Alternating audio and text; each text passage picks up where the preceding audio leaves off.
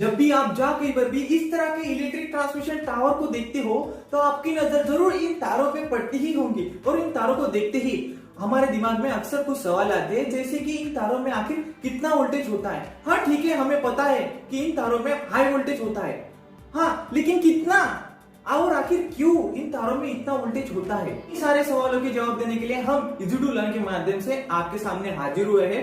अगर आप में से कोई इलेक्ट्रिकल डिप्लोमा, इलेक्ट्रिकल इंजीनियरिंग या फिर इलेक्ट्रिकल फील्ड से बिलोंग करते हो या फिर इलेक्ट्रिकल फील्ड में आपकी कोई रुचि है तो आपको ये हमारा चैनल जरूर सब्सक्राइब करना चाहिए, ताकि इसी तरह की इंफॉर्मेटिव और रोचक वीडियो आपको मिलते रहे। चलिए तो आज का वीडियो हम शुरू करते हैं।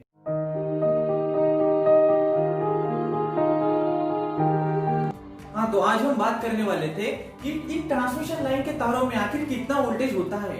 और इस वीडियो के आखिर में हम आपको एक ऐसी ट्रिक बताएंगे जिस ट्रिक से आप विदाउट एनी इंस्ट्रूमेंट किसी भी ट्रांसमिशन लाइन का वोल्टेज झट से बता सकोगे। चलिए तो इन वोल्टेज के बारे में जान लेते हैं कि ट्रांसमिशन लाइन में कितना वोल्टेज होता है। तो ट्रांसमिशन लाइन की तारों में 33 केवी, 66 केवी, 132 केवी, 220 केवी, 400 केवी या तक कि 765 केवी तक का वोल्टेज इन ट्रांसमिशन लाइन की तारों में हो सकता है।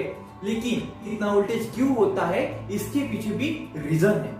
सबसे पहले तो हम वोल्टेज लेवल को बढ़ाते हैं, वो इसलिए कि अगर हम वोल्टेज लेवल को बढ़ा देंगे तो हमारे करंट की जो लेवल है वो कम हो जाएंगे। अगर करंट की लेवल हम कम करते हैं या फिर हमारे करंट की लेवल अगर कम हो जाती है तो हमारे जो ट्रांसमिशन लाइन या डिस्ट्रीब्यूशन लाइन का जो वायर होता है, इस्तेमाल करने वाला जो वायर होता है, उसका जो क्रॉस सेक्शनल एरिया है वो कम हो जाएगा। अगर क्रॉस सेक्शनल एरिया यहाँ पे कम हो जाता है हमारा, तो उसमें जो उसको जो मैन्युफैक्चर करने के लिए जो कॉस्ट लगेगी हमारी, या फिर ट्रांसमिशन या डिस्ट्रीब्यूशन लाइन को इंस्टॉल करने के लिए जो कॉस्ट लगेगी वो हमारी कॉस्ट कम हो जाएगी। क्योंकि सबसे इंपॉर्टेंट चीज तो कॉस्ट ही होती है ना, क्योंकि कॉस्ट को ही ध्यान में रखते हुए हम किसी चीज का इंस्टॉलेशन करते हैं। और दूसरी बात, अगर क्रॉस सेक्शनल एरिया हमारा किसी भी वायर का या फिर ट्रांसमिशन लाइन, चाहे आप ट्रांसमिशन लाइन में इस्तेमाल करो या डिस्ट्रीब्यूशन लाइन में इस्तेमाल करने वाला वायर हो, अगर उसका क्रॉस सेक्शनल एरिया अगर कम हो जाता है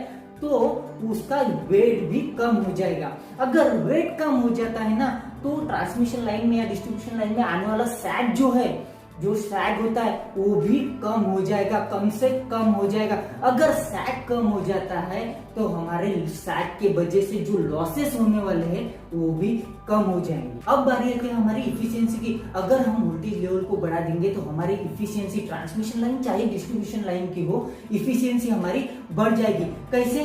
बदल हमारे ट्रांसमिशन लाइन में या फिर डिस्ट्रीब्यूशन लाइन में होने वाले लॉसेसों में से एक लॉसेस है आई स्क्वायर आर लॉस।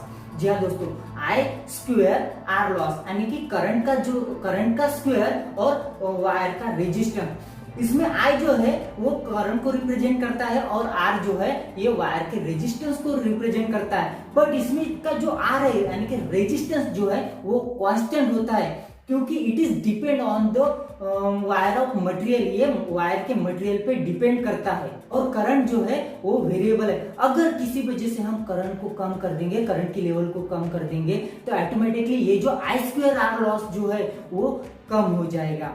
अगर आई स्क्वायर आर लॉस कम हो जाता है या फिर ट्रांसमिशन या डिस्ट्रीब्यूशन लाइन के कोई भी लॉसेस अगर कम होते हैं तो जाहिर सी बात है हमारी इफिशियंसी भी बढ़ जाती है। इसीलिए ये भी एक बड़ा एडवांटेज है कि अगर हमारी वोल्टेज लेवल बढ़ती है तो करंट की लेवल जो है कम होते हैं, हमारे ट्रांसमिशन या डिस्ट्रीब्यूशन लाइन का करंट जो है वो कम हो जाता है। करंट कम होने से आई स्क्वायर आर लॉस भी कम हो जाता है। अगर आई स्क्वायर आर लॉस कम हो जाता है, इसी वजह से हमारी इफिशियंसी भी इंक्रीज हो जाती है। तो सबसे इंपॉर्टेंट बात होती है किसी भी चीज में, पहली तो एक कॉस्ट जो अभी हमने डिस्कस कर ली है, और दूसरी जो है वो इफिशियंसी। किसी भी चीज की अगर इफिशियंसी कम हो तो वो हमारे लिए अच्छा नहीं होता, वो इकोनॉमिकल नहीं होती। अब आपके दिमाग में ये सवाल जरूर आ रहा होगा कि वोल्टेज बढ़ने से करंट कैसे कम हो रहा है भाई। तो वोल्टेज को बढ़ाने के लिए हम ट्रांसफार्मर का यूज करते हैं। तो ट्रांसफार्मर से हम वोल्टेज को स्टेप अप और स्टेप डाउन करते हैं, ना कि पावर को स्टेप अप और स्टेप डाउन करते हैं। क्योंकि पावर जो है वो हमेशा कांस्टेंट ही रहेगा, और पावर हमारा क्या होता है, वोल्टेज इंटू करंट होता है। अगर मान लीजिए कि मेरे पास 5 वोल्ट का वोल्टेज है और 2 एम्पियर्स का करंट है, तो मेरा पावर कितना हो जाएगा? 10 वॉट का मेरा पावर हो जाएगा। किसके थ्रू? ये हो जाएगा हमारा डेफिनेशन ऑफ पावर की वजह से, जो कि हमने अभी देखा है।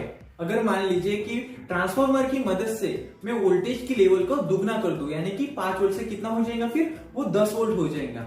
अगर वो 10 वोल्ट हो जाएगा तो करंट की वैल्यू कितनी आ जाएंगी? फिर करंट की वैल्यू 1 एम्पियर आ जाएंगी, क्योंकि पावर तो हमारा 10 ही वॉट रहने वाला है, क्योंकि वो तो चेंज नहीं होगा। इसलिए हमें किसको चेंज करना पड़ेगा? हमारे करंट को चेंज करना पड़ेगा। इससे हमें क्या पता चलता है? अगर हम वोल्टेज को बढ़ाते हैं तो करंट कम हो जाता है।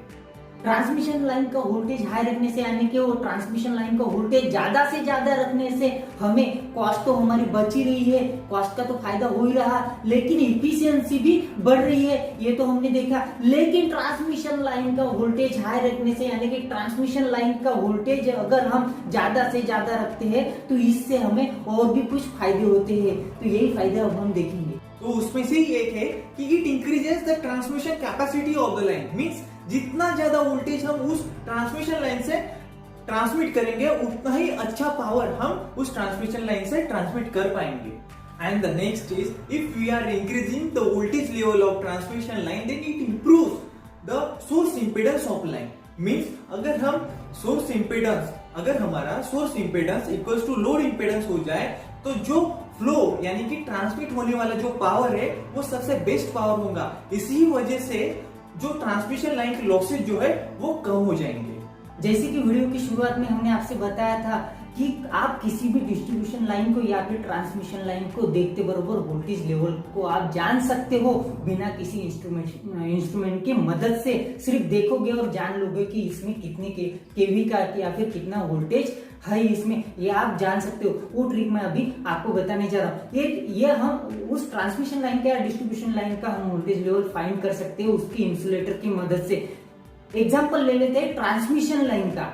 अगर आप किसी ट्रांसमिशन लाइन के टावर को देखते हो तो उसके ऊपर लगे हुए सस्पेंशन टाइप इंसुलेटर को देख लेना। सस्पेंशन टाइप इंसुलेटर में डिस्क लगी होती है, इंसुलेटर डिस्क लगी होती है, डिस्क टाइप इंसुलेटर भी बोलते हैं हम उसको। वो डिस्क एक होती है 11 केवी की। अगर किसी ट्रांसमिशन लाइन में 3 डिस्क लगी हुई है और एक डिस्क 11 केवी की, इसका मतलब 3 into 11, ये क्या हो गया? 3 into 11 into 33 केवी, यानी कि वो ट्रांसमिशन लाइन जो है वो 33 केवी की हो गई। अगर किसी ट्रांसमिशन लाइन में 20 डिस्क लगे हुए हैं तो 20 into 11 220 केवी, इसका मतलब कि वो ट्रांसमिशन लाइन 220 केवी की है। इसी तरह से हम सिर्फ देखते बरोबर देखेंगे और उसके डिस्क गिन लेंगे कितने डिस्क उसमें उस सस्पेंशन इंसुलेटर में है। जितने डिस्क होंगे उसको मल्टीप्लाई करेंगे 11 से और हमारी ट्रांसमिशन लाइन का वोल्टेज हम निकाल सकते हैं। इस तरीके से शॉर्टकट में आप किसी भी ट्रांसमिशन लाइन का या डिस्ट्रीब्यूशन लाइन का वोल्टेज लेवल को आप जान सकते हो, अंदाजा लगा सकते हो कि ये ट्रांसमिशन लाइन कितनी केवी की हो सकती है।